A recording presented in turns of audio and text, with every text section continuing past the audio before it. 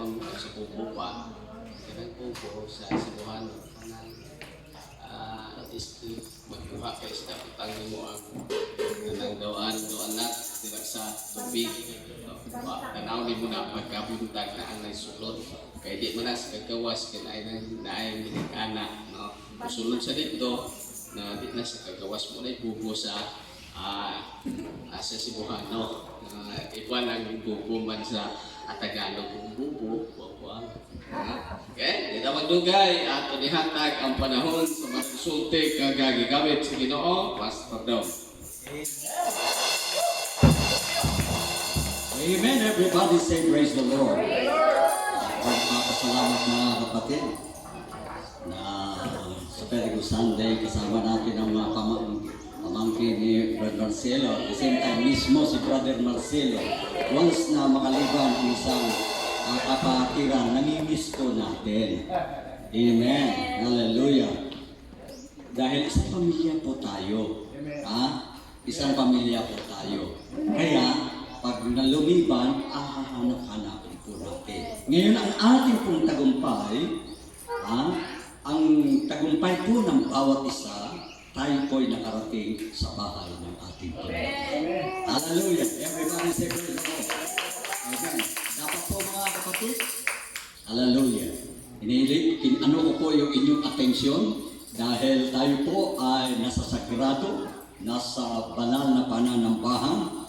Bigay po natin ang ating sarili sa Panginoon at bigay po natin ang buong paggalang sa Kanya dahil ang Book of Ecclesiastes chapter 5 na kapag kayo pumasok sa bahay ng Panginoon, kailangan dapat magiganda po tayo makinig.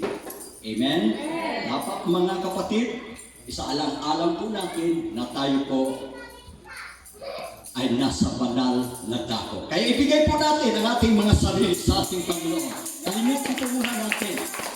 Kung ano man po yung mga iniisip natin o labas sa kalooban ng Panginoon, isang tabi muna natin. Bigyan muna natin ng pagkakataon ang pangungusap ng ating Panginoon sa ating buhay.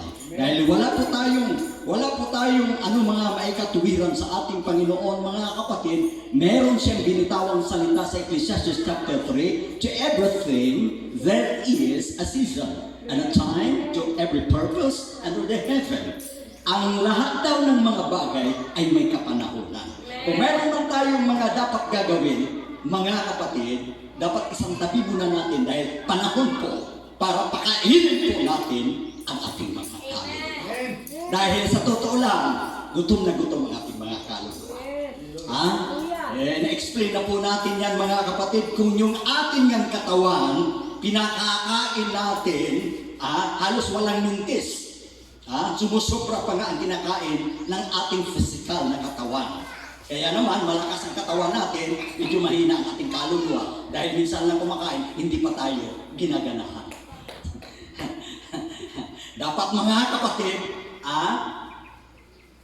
meron po tayong appetite. Kaya ngayon may kasabihan, you can buy food, but not appetite. Okay? So, itong pamangkin ng akuan, so aking i-mention, medyo may clearan, may baka magpuri tayo, masapak mo yung katabi mo. Kaya medyo may distansya.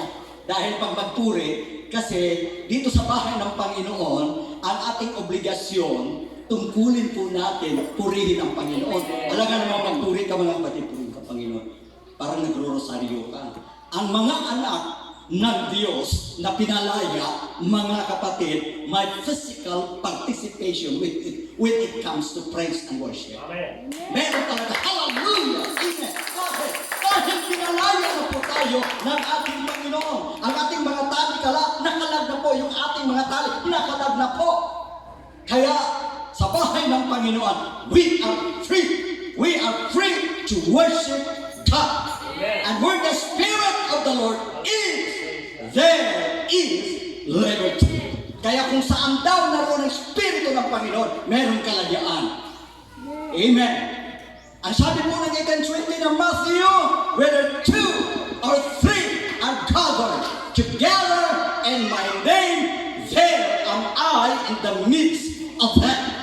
Kaya mga kapatid, Kailangan maniwala po tayo na kasama po natin ang ating Panginoon sa pagtitipong ito. Dahil kung wala ang Panginoon, sa anumang pagtitipon, ang pagtitipon na yan ay walang kabuluhan.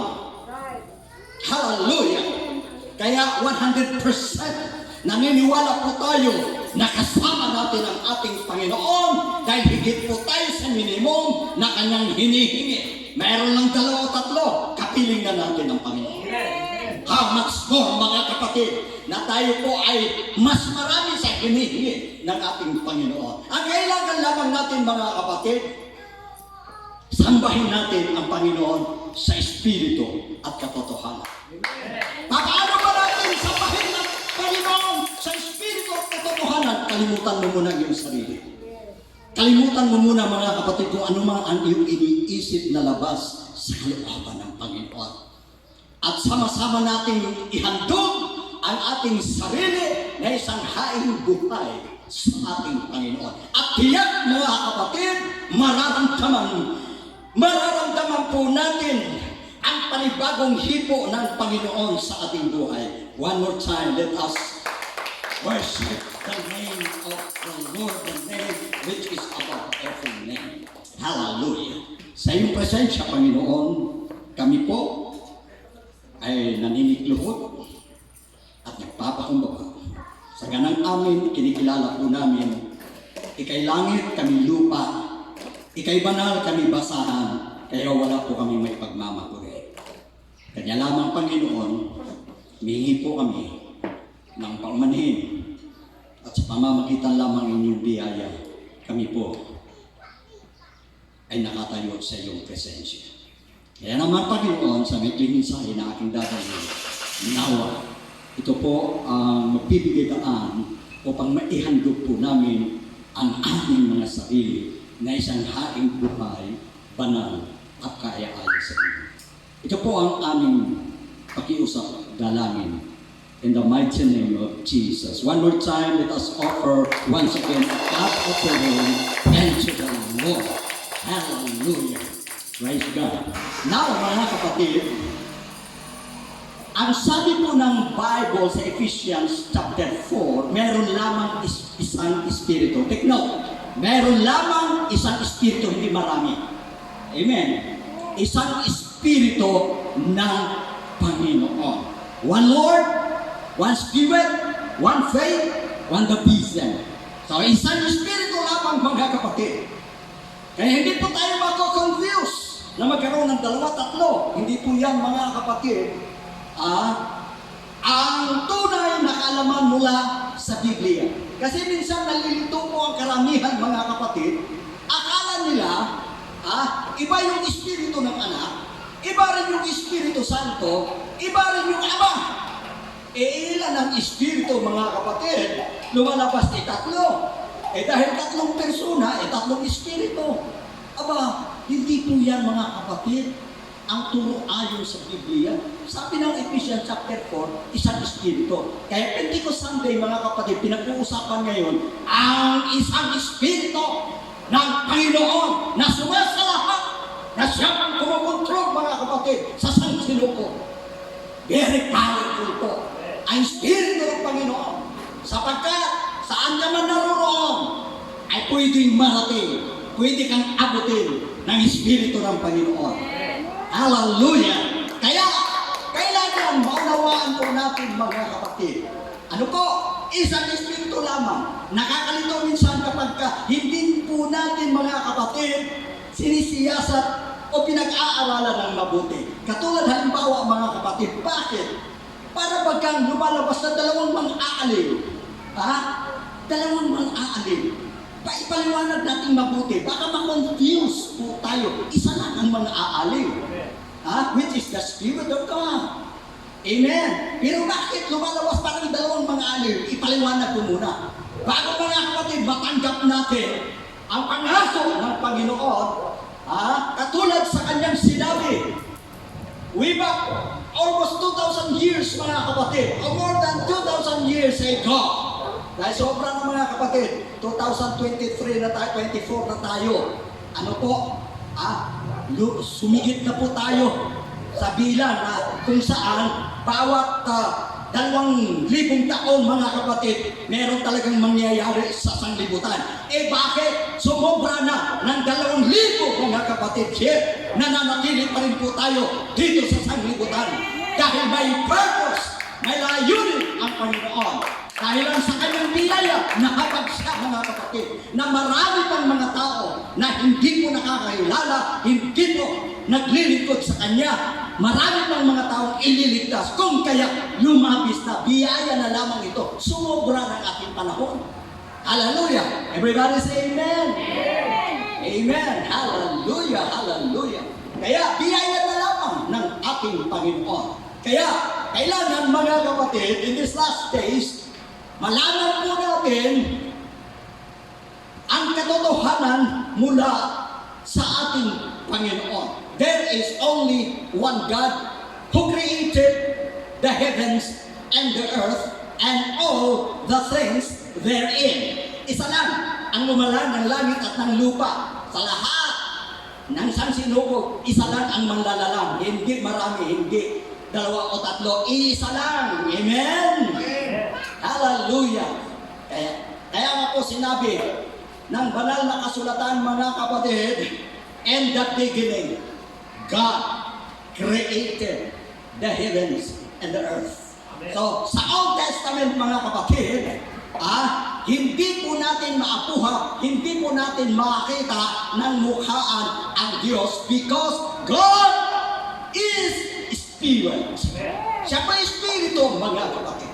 Amen. Sa Old Testament, siya po nagmanifest po siya mga kapatid as spirit. Bakit as spirit? Sapagkat wala siyang laman, buto, espiritu.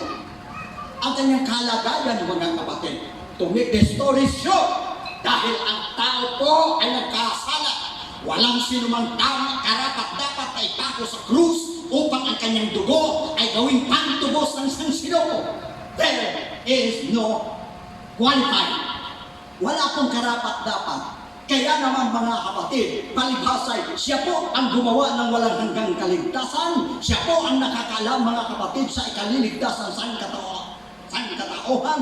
Therefore, in the book of 1 Timothy chapter 3 verse 16, without controversy, God is the mystery of godliness. No?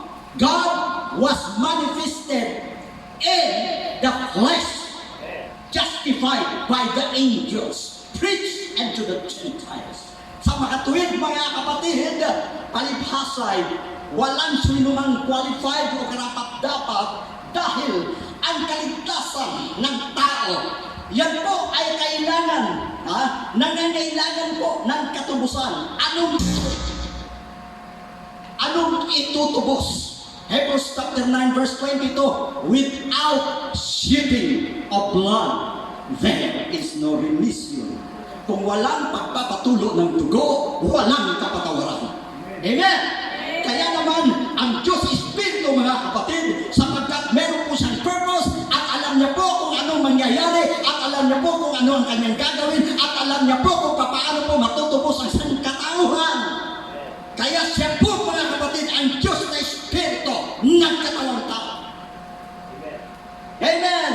Ito po ang dapat malaman mga kapatid ng karamihan. Dahil ang iba po, nalilito sila. Nalilito sila kung sinong Diyos ang kanilang lalapitan. Bakit? Dahil hindi nila nakuha mga kapatid ang paliwanag mula sa salita ng Diyos na ito naman supported by the scriptures. Everybody say praise the Lord. Palakpakan po natin one more time ang ating Panginoon. Hallelujah. Kaya nga po mga kapatid, ang banal na kasulatan ay nagtuturo po sa atin ng napakaliwanag.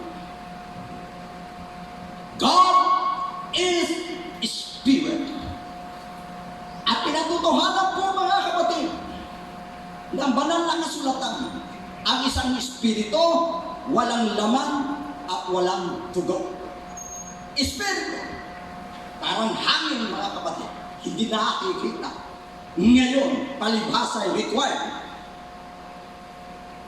ng batas kung paano tubusin ang tao, kailangan may dugong dumana. Hallelujah. Kaya, ang Diyos Espiritu, mga kapatid, nagkatawang tao. Ay mahirap ba sa Diyos? Pambihira. Pambihira. Iba yung Espiritu, iba rin yung nagkatawang tao. Iba si Jesus, iba yung Ama, iba rin yung Espiritu. Kaya bigyan ko kayo ng example, mga kapatid. Nakakalito pagka hindi talaga natin ni-research ng mabuti ang salita ng Diyos. Tingnan nyo ha, bigyan ko kayo ng halimbawa. Ang Romans chapter 8, sabi roon, ha? If any man without the Spirit of Christ, he is none of his. Ang sino man walang Espiritu ni Kristo ay hindi sa Kanya. Ngayon naman, mga kapatid, pinanggit naman dito in the book of Romans, the Spirit of God. Aba, may Espiritu ni Kristo, may Espiritu ng Diyos, may Espiritu Santo. Hindi ba? Hindi ba, mga kapatid? Kapag hindi po talaga natin pinag-aralan mabuti, kaya ang sabi ng banal na kasulatan, utos niya sa John 5:39, ano ang sabi? Search the scriptures, for you think in them ye have eternal life. Saliksikin mo ang mga kasulatan. Sino may utos? Ang Panginoon. Bakit? Para malaman natin ang katotohanan at malaman natin ang buhay na walang hanggan. Kaya po, mga kapatid, sabi sa 8:17, you shall know the truth, and the truth shall make you free. Kaya tayo nakalaya, mga kapatid, mula sa maling paniniwala o aral dahil sinaliksik po natin ang katotohanan. Everybody say amen. Ano po ang katotohanan na ating nasumpungan, mga kapatid? Hindi pala iba ang Espiritu ng Diyos, Espiritu ni Kristo, at Espiritu Santo. Hello! Amen. Praise God. Bigyan ko kayo halimbawa para maging maliwanag, mga kapatid. Okay. Singaw. Ano ba yung singaw, mga kapatid? Tubig. Di ba? Singaw? Amen? Steam. Singaw. Tubig. Pero hindi natin mahahawakan yan. Hindi natin mahahapuhap yan. Singaw eh. Amen. Ngayon, ang tubig, mga kapatid, liquid. Di ba? Ang ice, sulit. Pero ang tanong, ang ice, ang liquid, ang singaw, iba bang elemento yun? Isa lang, tubig. Amen. Nagkaroon lang ng ibang kapahayagan. Kaya sa atin, mga kapatid, according to the scriptures, ang Diyos na makapangyarihan nagpahayag sa tatlong kapahayagan. Bilang Diyos Espiritu, amen? Hallelujah. Singaw, hindi nakikita, pero kailangan may dugong dumana, maipako sa krus, siya naging yelo. Naging sulit. Sabi ng mga hindi naniniwala, mga kapatid, na si Kristo ay Diyos. Sinasabi nila, hindi ba sa 1:18 ng buwan, walang maaaring mabuhay na makakakita sa Diyos? Kung Diyos si Kristo, bakit hindi sila namatay? Ang mga nakakayta kay Kristo, dapat nangamatay. Dahil kung Diyos si Kristo, at nakita nila, mamamatay sila. Dahil ang Diyos, walang sino mang tao na nakakita sa Diyos. You see? Ngayon bakit, mga kapatid, hindi namatay ang mga tao na nakakita kay Kristo? Papaano, mga kapatid? Alam ng Diyos paano hindi mamatay ang tao pag nakakita sa Kanya. Colossians chapter 2 verse 9. Ano ang sinasabi? For in Him dwelleth all the fullness of the Godhead bodily. Tagalogin natin. Ang buong kapustusan, walang natitira. Walang sabi, ang nananahan lamang kalahati. Ang nananahan lamang 1/4, 1/3. Buong! Buo! All! Pag sinabi natin, all! Buo! Nananahan. Saan? Kay Kristo ayon sa kahayagan sa laman. Ibig sabihin, kaya naman pala, hindi namamatay ang sinumang nakakita kay Kristo. Nasa loob ng katawan. Doon sa loob tinago. All the fullness, lahat ng pagka-Diyos nananahan. Saan? Sa Kanyang katawan. Hello? Kaya ang tanong, nung nananahan kay Kristo, ang buong pagka-Diyos, may Diyos pa ba sa langit? May Diyos pa ba sa lupa o kung saang lugar? Meron pa ba? Pagka meron kayong itinurong iba, mga kapatid, bula, Diyos-Diyosa na yun at hindi tunay na Diyos.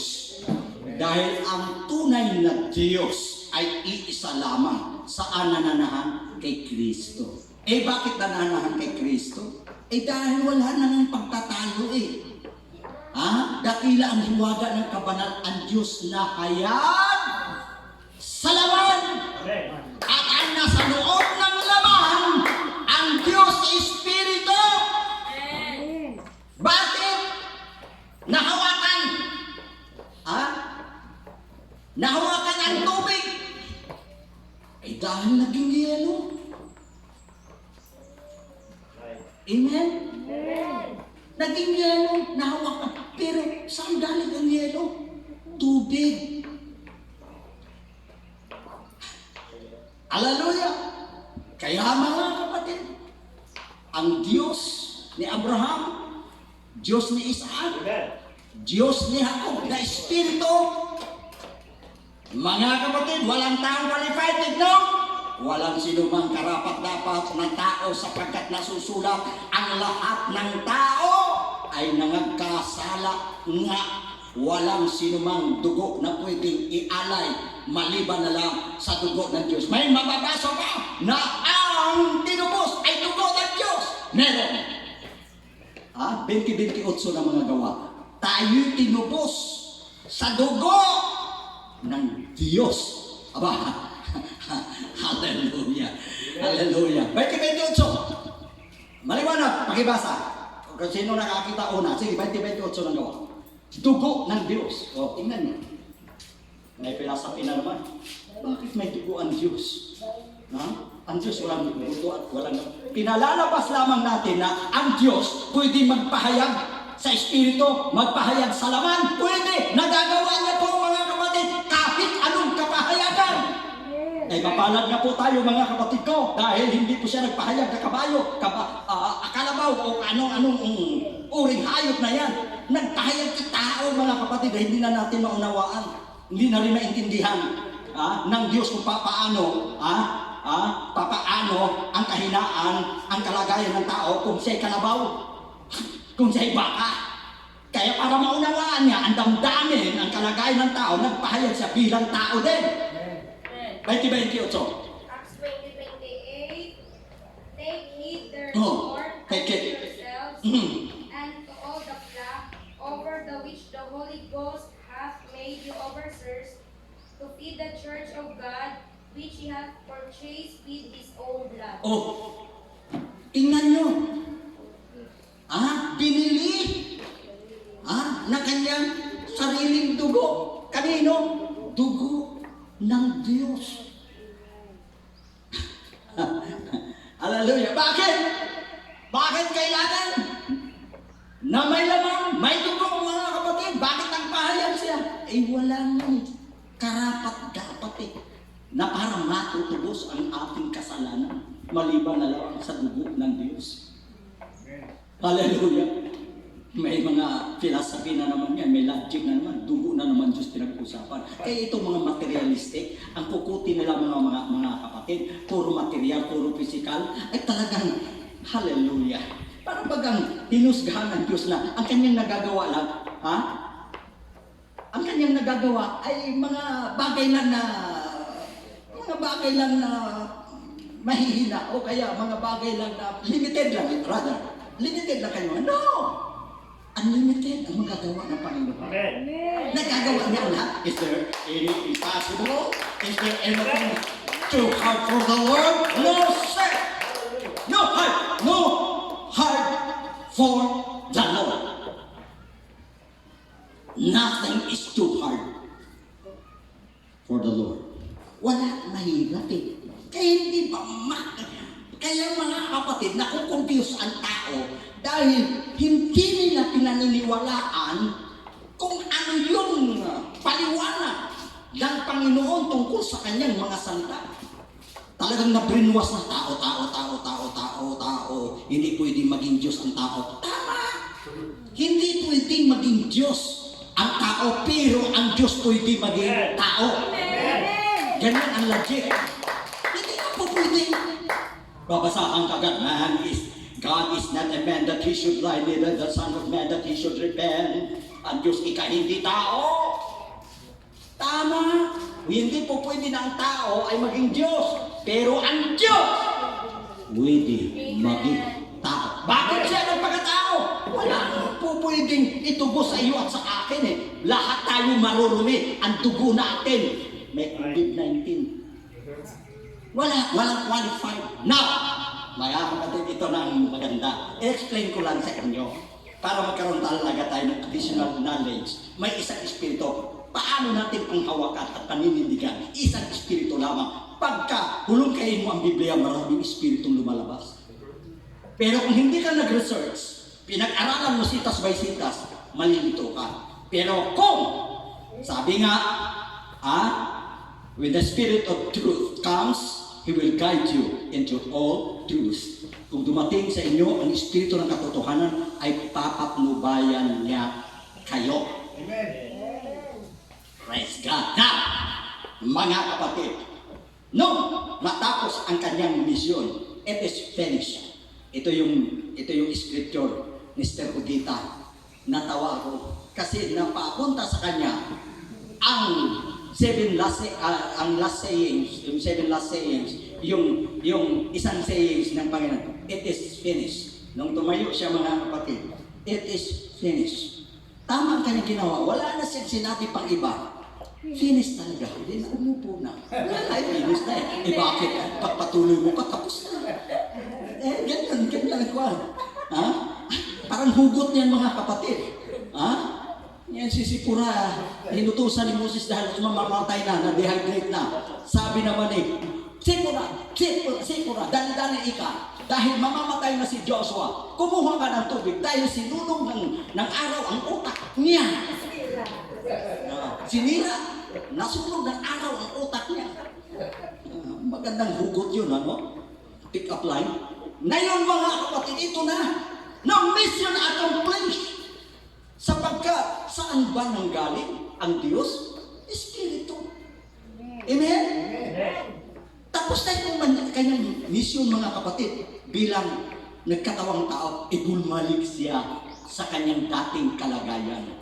Kaya nga, sa 18:20 ng Matthew, kung saan nagkakatipon 2 o 3 sa kanyang pangalan, nasa kalagitnaan siya. Kung siya'y tao, kung siya'y laman. Sige nga, yakapin mo. Hipuin mo. Ay hindi mo na may espiritu na, di ba? Ay, di ba?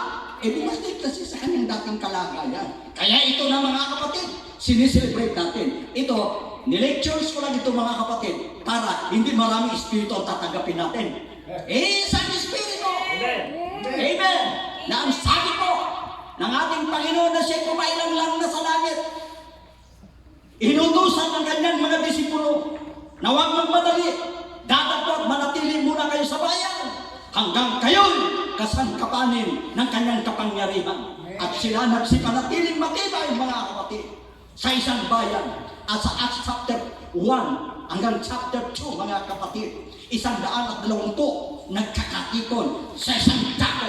They were all in one accord and one place, and suddenly there came a rushing mighty wind, and the Spirit, sabi nga, where they were sitting, they began to speak with other tongues as the Spirit gave them utterance. Silang lahat, mga kapatid ko, napuspos ng kapangyarihan gaya sa ipinangako ng Panginoon na ang wika, huwag muna kayong umalis, antayin ninyo ang pangako. May pangako, mga kapatid. Ano ang pangako?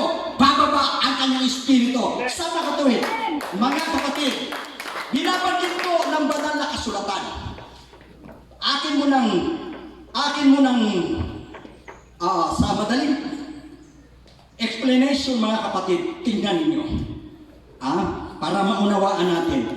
Ang John chapter 14 verse 16, ito ang sinabi, para huwag tayong makonfuse.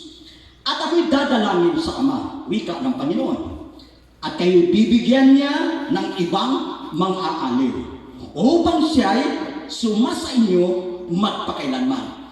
Itong dalawang mang-aaliw na nabanggit, mga kapatid, ito'y tumutukoy nung ang Panginoong Hesukristo po ay nandito pa sa lupa at kasama pa niya ang kanyang mga alagad.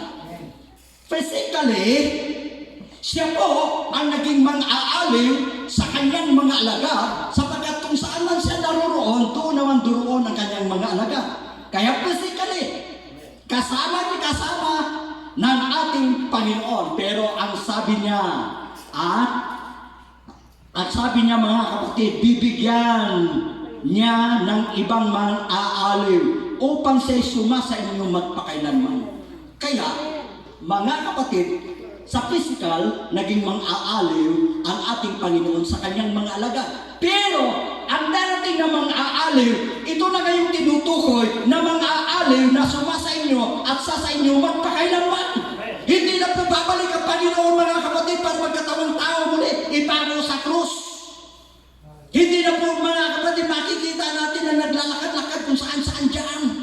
Minsan lang po siya ipinako sa krus. Minsan lang po siya namatay, at sa ikatlong araw, siya nabuhay na maguli. At sa kanyang pagkabuhay na maguli, mga kapatid, at nakatakda na siya babalik sa kanyang pinanggalingan sa langit. At ang sabi niya, ako'y babalik. Everybody say praise the Lord. At pagbalik niya, mga kapatid, hindi na nag-expect ang mga alagad niya na pagkatapos ng 40 days, pagkatapos ng 40 days, hindi na na-expect ang kanyang mga alagad makikita pa na literally, physically, ang Panginoon. Pero, ang kanilang kasama, naintindihan nila, naunawaan nila, dahil siya mga aliw, mga kapatid, sa laman, sa physical, nung nabubuhay. Pero after mission accomplished, mga kapatid, bumalik sa kanyang dating kalagayan bilang espiritu. Pagbalik niya, espiritu na. Kaya siya sa inyo, magpakailan-kailanman. Lastly, dito sa John chapter 16, para maunawaan natin mabuti, verse 7, tingnan nyo. Gayon may sinasalita ko sa inyo ang katotohanan, nararapat na sa inyo na ako yumaon. Ito, nararapat na ako sa inyo yumaon. Yan po ang kanyang pakikipag-usap sa kanyang mga alagad. Nararapat na siya yumaon. Kaya ayaw pumayag na ang mga apostol. Gusto na kasama lagi. Pero kung hindi siya yayaon, susunod natin ang praise, ang sentence, mga kapatid. Sapagkat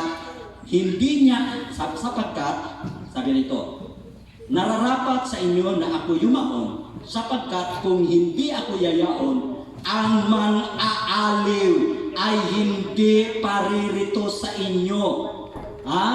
Ngunit kung ako yayaon, siya'y susubuin ko sa inyo. Everybody say praise the Lord. Napakaliwanag. Bakit parang nabanggit ang dalawang mang-aaliw? Dahil noong unang panahon, kasama kanyang mga alagad, physically, siya po ang comforter, siya po ang mang-aaliw. Pero nung nare-resurrect na siya, mga kapatid, ngayon, babalik siya, susuguin sa kanyang pagbabalik, hindi na po physical. pero sa kanyang pagbabalik bilang Espiritu sa amang lupalop ng mundo kapag ka may mga nagkakatipon na mga mananampalataya, kasama nila ako. Amen. Amen. Amen. Kung ikaw may nasa Estados Unidos, kung ikaw man nasa Japan, kung ikaw man ay nasa UK, kung saan mang lupalop ng mundo, 2 or 3 are gathered together in my name. Kung physical yan, paano magagawa? Kung saan mang dako, naroon siya. Hindi po. Dahil ang sabi niya, kung hindi ka ako yayaon, hindi ka darating ang mga araw, datapat kung ako ay alis, ako'y babalik, at ako'y sa inyo, magpakailan-kailanman, nasaan yung Espiritu, at hindi nasaan yung laman. Palakpakan natin natin. Ay, sinicelebrate natin. Marami pa tayong maririnig kung ano pang preaching natin maririnig mamaya. Pero, at least, mga kapatid, naintindihan natin na ang Espiritu na ating tinanggap, ang Espiritu na tinanggap ng mga mananampalataya sa Estados Unidos, sa anong lupalop ng mundo, walang hindi ibang Espiritu, isang Espiritu. Hallelujah! Ang tinanggap ng lahat ng mga mananampalataya sa buong mundo. Bakit? Kaya nga mga kapatid, i-conclude ko ng message. Kaya nga po, may awit na nagsabi, how big is God? How big and wide this vast domain to try to tell. There on a star, yet small enough to live within your heart. Wow! Tingnan nyo, kaano daw kalaki ang Diyos? Eh, siyempre, mga kapatid, bakit tinawag na napakalaki ang Diyos? Dahil sakop niya ang buong mundo. Sakop niya ang buong mundo sa kanyang pagkakalaki-laki. Pero isang napakaliit lamang niya na pumasok sa ating mga puso. Let us all stand together. Hallelujah!